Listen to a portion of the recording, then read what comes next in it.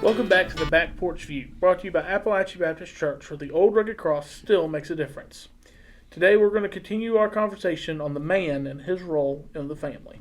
Last week, Tyler, we were talking about this gender confusion stuff.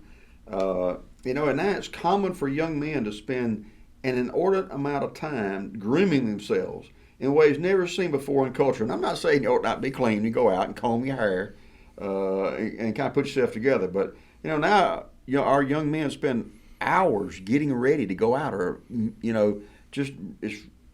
don't understand. I'll say that. I don't understand. Historically, married men knew that in the family they had two fundamental responsibilities: to protect and provide. One of the greatest threats to the institution of the family today is the undermining of this role as protector and provider. That's the role the man was designed for, both physically and emotionally. And it makes me think about how far off course is our world today.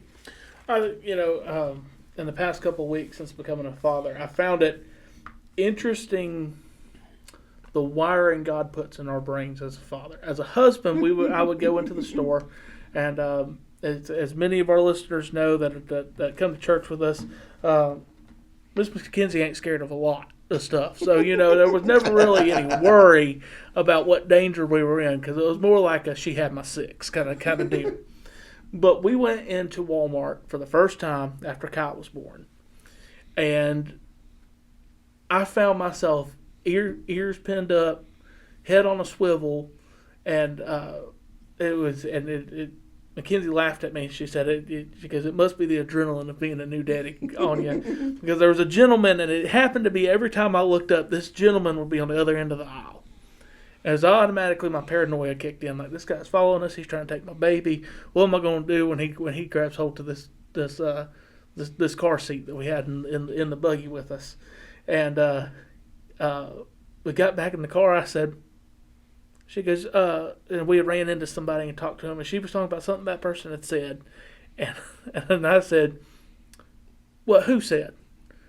She named the person. I said, were they in there? She goes, you talked to them. I said, oh, I was watching. I had my head on a swivel. I wasn't paying no attention. Yeah. We are wired different, the mother and the father. And that's good. God intended it to be that way.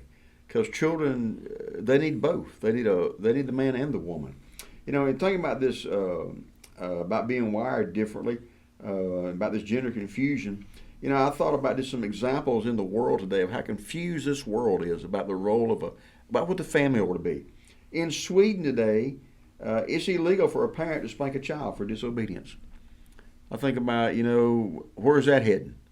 But it's legal for a father to have intercourse with his daughter or to have a homosexual experience with his son. I thought about how perverted.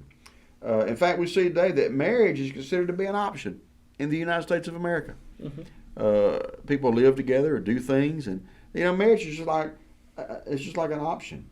One thing I found out from do some research for our podcast, they say that single men are the leading social problem in our society.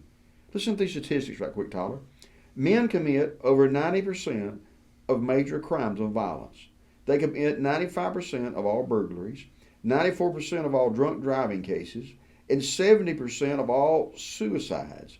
And on average, single men make less money than any other group in our society. When men have no reason to harness their energy in support of the home, they end up doing all kinds of terrible things. Drug abuse, alcoholism, instability runs unchecked. And we see this truth all around us. Of course, what's aiding that in our society today is not all this gender confusion stuff, is that our government comes along and wants to pay all the bills. I mean, you think about it literally. Society is telling our families today, who needs a man? He procreates, and then he just disappears. I think about some of the examples of those statistics is, I think, a great microscope of that. And I'm going to say something, and I think you might agree with me, you may not. The microscope of these statistics, I think, is college football players. You put them, if you think about it, most of them are single men, young men. Mm-hmm. And most of the trouble they get into involves alcohol, fast cars, lots of money, and single women. Mm-hmm. And I'll add this to it. Just because you live with a woman and you sleep in the same bed as a woman doesn't mean you're not a single man. Exactly. I think you are right. a single man until you have taken wedding vows. That's right. Just because you walk like a duck and talk like a duck, it don't mean you are a duck. That's right. So I think that when you look at that microscope of players and you look at those statistics and you think, man, how can they be that awful? I think it's just a glimpse into the real world problem of, hey guys, this is all you got to do in life. Make money and be happy. You know, Tyler, you touched on something. Let me throw this in right quick. So many people have committed adultery, had sex outside of marriage, and then they get married and think it makes everything right. Let me just say this. Getting married does not make anything right. What makes it right is asking the Lord Jesus Christ to forgive you of that sin. Don't commit it anymore. There are no big sins. There are no little sins. But some people think, well, but then we got married. Well, that's great. But, you know, getting married didn't make it right. What makes it right is asking the Lord Jesus Christ to forgive you because he's the only one that can forgive you. Nobody else can. Doesn't really have anything to do with what we're talking about, but I just thought it was relevant to the discussion right there. Absolutely. I think when we talk about a man and his role in the family, I think that, and when we continue the conversations in the future about a mother and her role and the children's role, the key is that we were designed to be part of a family. That's right. And I know immediately everybody may be jumping into the comment section, but Paul said that he urged followers to remain like him and remain single. And I'll add this.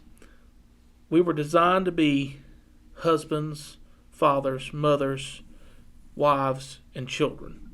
And let me say this as we end this podcast. You can improve on God's design. Never. All you can try to do is get in on God's design. Absolutely right.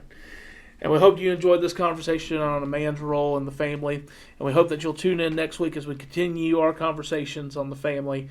This has been the Back Porch View, brought to you by Appalachia Baptist Church, where the old rugged cross still makes a difference. Until next time, God bless and Jesus saves.